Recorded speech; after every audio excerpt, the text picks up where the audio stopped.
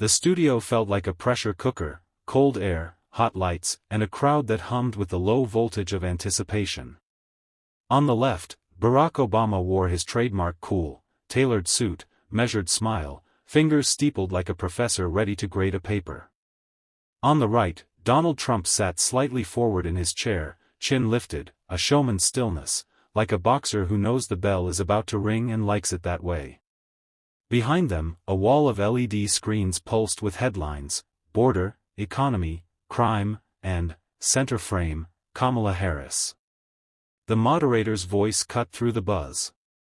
Tonight, leadership, safety, and responsibility in politics. President Obama, you first. Obama leaned in, voice smooth as glass. Leadership, he said, isn't just about sound bites. It's about tone. It's about whether your words make Americans safer, or put a target on their backs. Vice President Harris faces unprecedented hostility. And let's be honest, Donald, when you mock, when you rile up a crowd, you're not protecting a vice president. You're endangering one. A gasp tumbled through the audience, mixed with applause and a few sharp boos. The shot cut to Trump. No flinch. No fidget. Just that slow, almost amused blink. Obama pressed, softening his tone while sharpening the blade. If you cared about protection, you'd cool it down.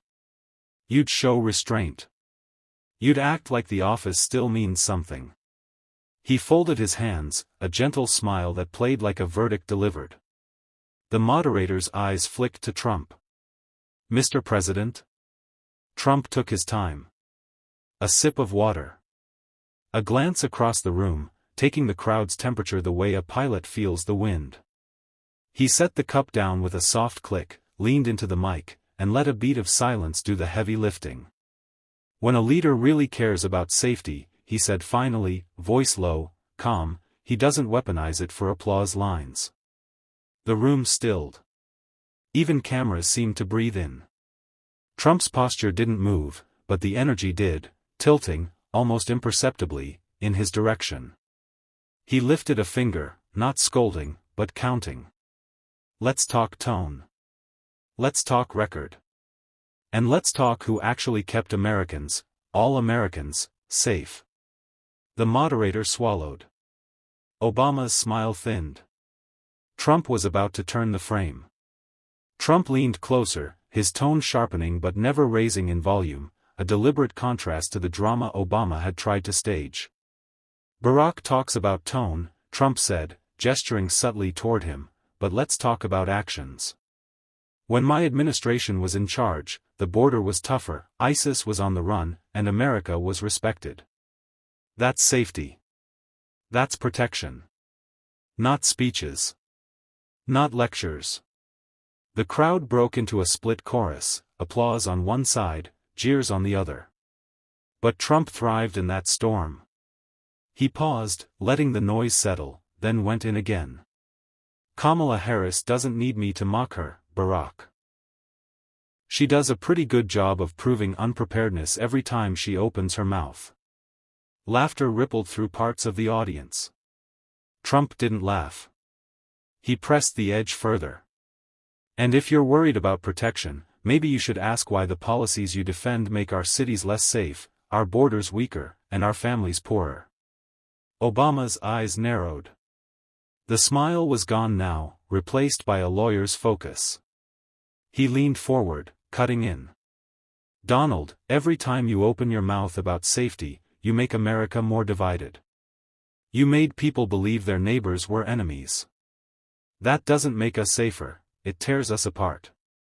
Trump didn't flinch.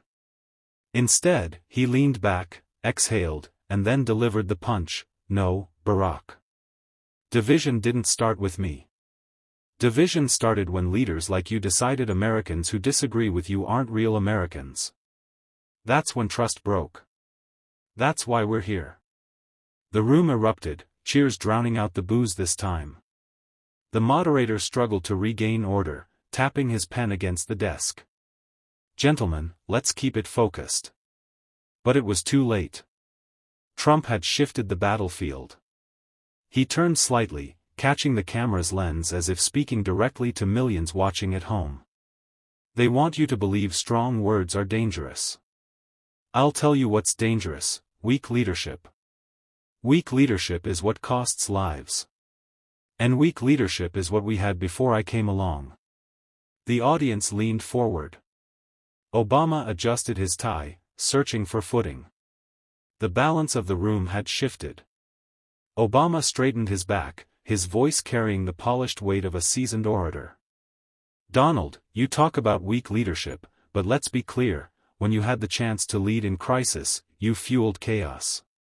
You didn't calm the nation, you divided it. And now you want to tell us Kamala isn't ready? She's more prepared than you ever were. The crowd applauded, echoing Obama's words like a rising tide.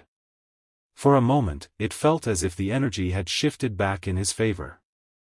He seized on it, lifting his hand as though conducting the rhythm of the audience. Strong leadership isn't about barking orders. It's about building coalitions, solving problems, uniting people. That's what we did. That's what Kamala continues to do. Trump chuckled, a low, sharp laugh that cut through the clapping. He leaned forward, eyes narrowed, tone dripping with defiance. Prepared? Barack, the only thing Kamala's prepared to do is laugh when she doesn't have an answer. America doesn't need nervous laughter, it needs solutions. And everybody watching knows she doesn't have them. A ripple of laughter and applause surged through the audience, louder this time, emboldened by Trump's blunt delivery. The moderator tried to interrupt, but Trump pushed on, his words like hammer strikes. You want to talk about unity? Unity doesn't come from lecturing people who disagree with you. Unity comes from results. And let's face it. Your team's results are inflation, open borders, and weakness on the world stage. Obama bristled, shaking his head, but Trump wasn't done. He leaned into the mic, lowering his tone to a deliberate, almost surgical point. You had 8 years, Barack. 8 years.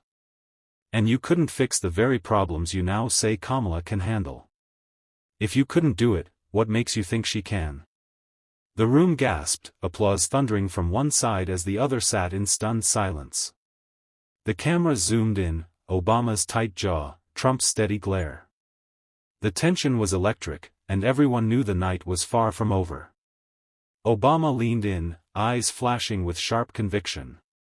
Donald, the reason you attacked Kamala is because you're afraid. Afraid of a strong woman who doesn't bend to your bullying. Afraid of progress that leaves your outdated politics behind. You mock her laugh, but Americans know that laugh represents resilience. She's faced adversity and kept going, something you've never had the humility to do. The audience clapped, a few even standing, energized by Obama's words. The former president seized the momentum, his voice rising like it had on campaign trails years before. Leadership isn't about tearing people down, it's about lifting them up. Kamala Harris has lifted people her entire career, whether as a prosecutor, a senator, or vice president. That's what scares you. Trump raised his eyebrows, smirk tugging at the corners of his mouth. He waited for the applause to settle, then struck back with precision. Scares me? Barack, the only thing scary is that you think nervous laughter and press conferences equal leadership. People don't want symbolic victories, they want real ones. And under you and Kamala, all they got were broken promises. The crowd shifted. A murmur rose. Trump leaned closer, his voice steady and cutting. Resilience isn't laughing when you're cornered. Resilience is building the strongest economy in history, securing the border when others ignored it, making NATO pay their fair share, and cutting taxes so working families could breathe again. That's resilience. The moderator attempted to redirect, but the moment had taken on a life of its own. Obama gestured with frustration. Donald, you left this country weaker. Trump cut in, his words landing like thunder, and you left it broke. That's why Kamala needs you to defend her, because she can't defend herself. Gasps rippled across the room. Obama froze, visibly searching for a comeback as Trump sat back, arms folded, satisfied. The balance of power in the debate shifted once again. Obama leaned forward again, determined not to let Trump's jab linger in the air. His voice grew sharper, laced with indignation. "Donald, you twist facts the way you always have. Under my administration, we brought the nation back from the worst financial collapse since the Great Depression. We saved jobs, we saved homes, and yes, we created the conditions for Kamala to rise. You call that weakness?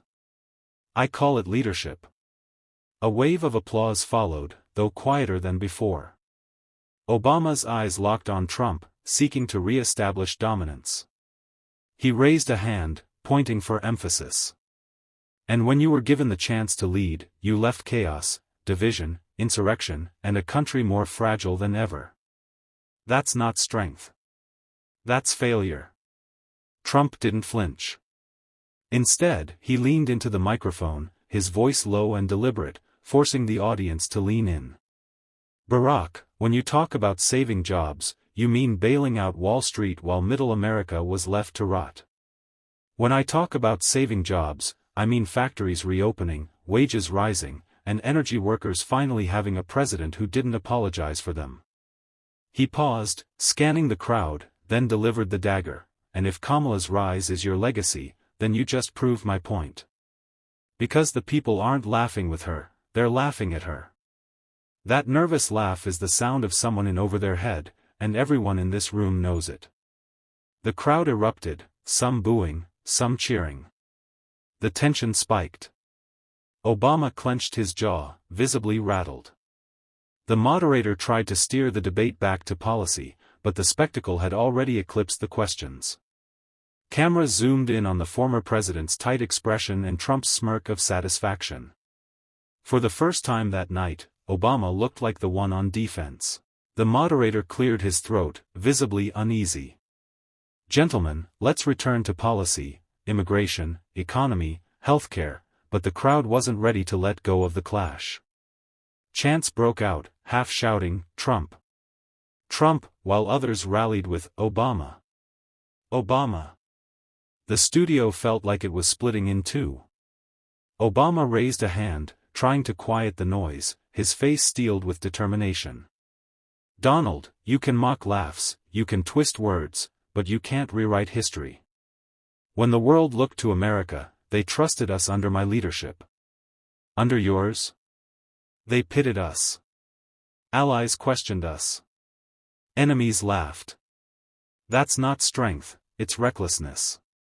Trump leaned back, unfazed, his trademark smirk returning. "Barack, the only people who pitted America were the ones cashing your checks.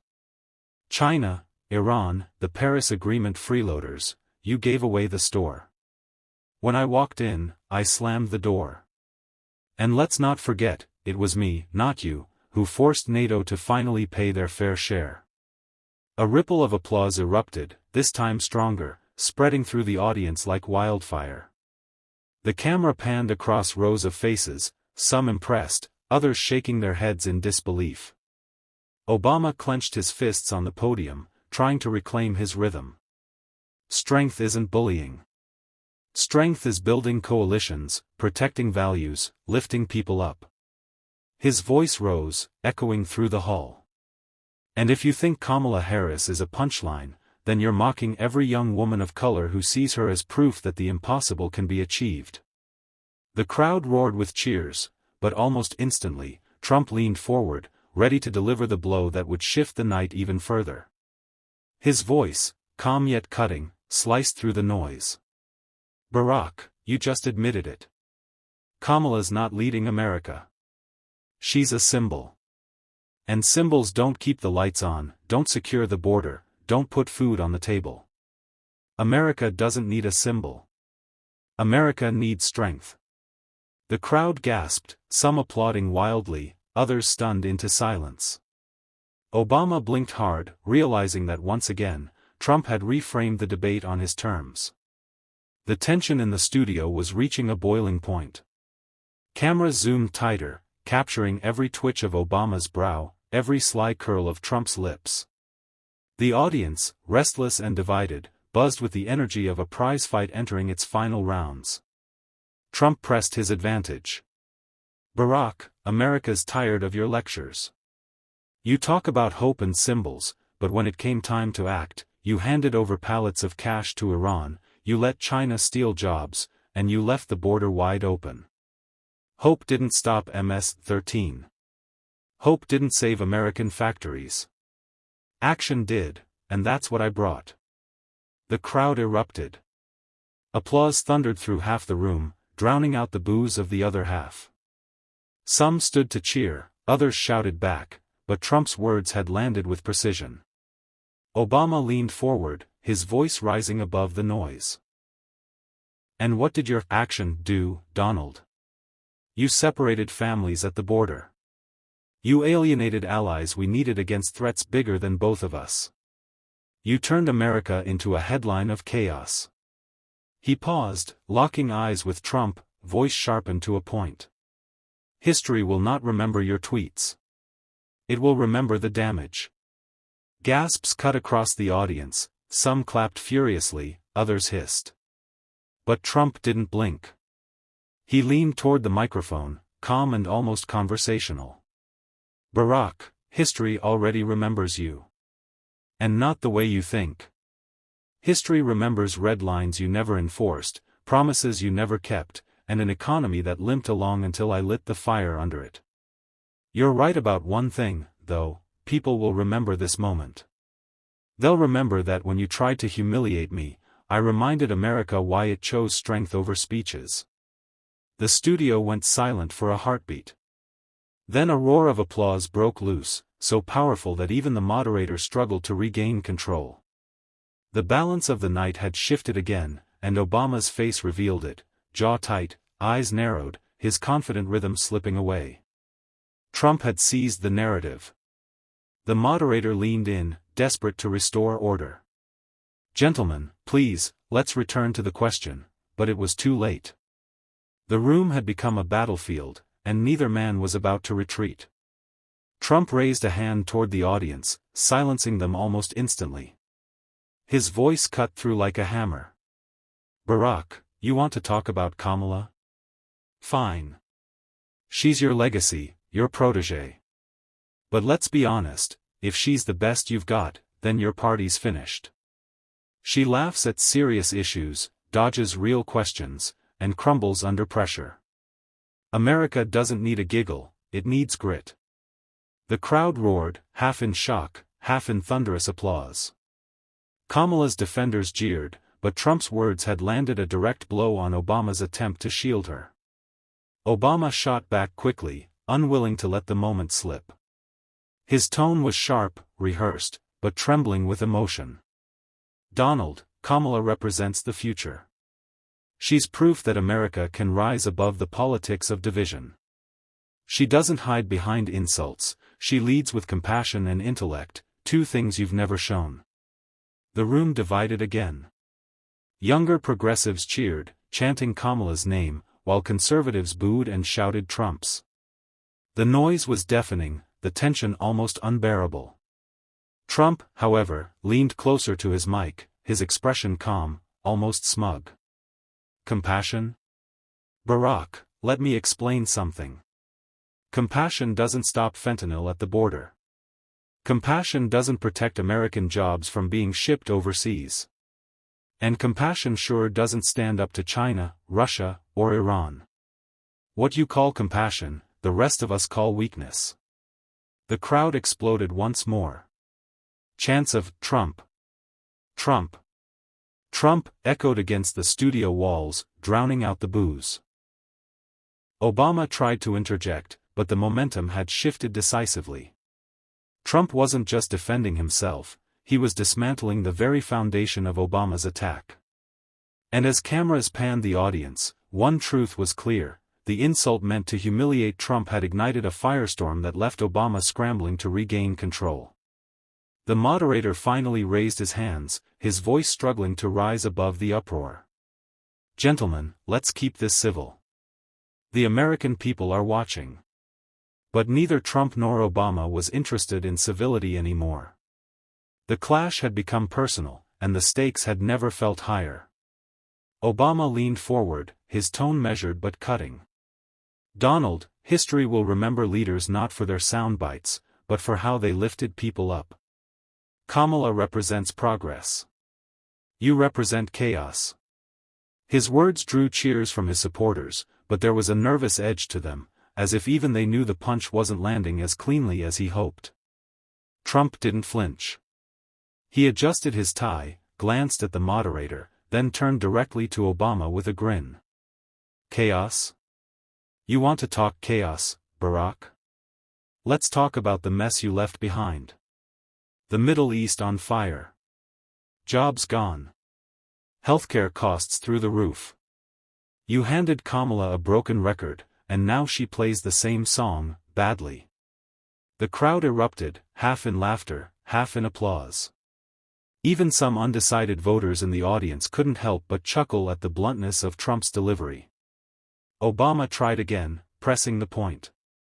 "Donald, you've never understood governance. You've never understood unity. That's why Kamala, and the movement she leads, will outlast you." But Trump leaned into his microphone, his tone shifting from fiery to razor-sharp. "Unity, Barack? Is that what you call shutting down voices that disagree with you? Is that what you call silencing parents at school boards, or ignoring working-class Americans who begged for relief while your administration shipped billions overseas? If that's your version of unity, then no wonder people are flocking to me." The audience exploded, this time louder than before. Chants of "USA! USA!" rippled across the hall, drowning out Obama's attempt to respond. The moderator tried to interject, but the moment was gone. Trump had seized control of the stage, and Obama's carefully crafted attacks were collapsing under the weight of raw energy and conviction.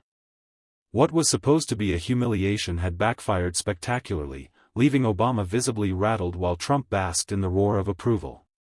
The moderator's voice quivered as he attempted to bring order back to the room, but the chants of "USA!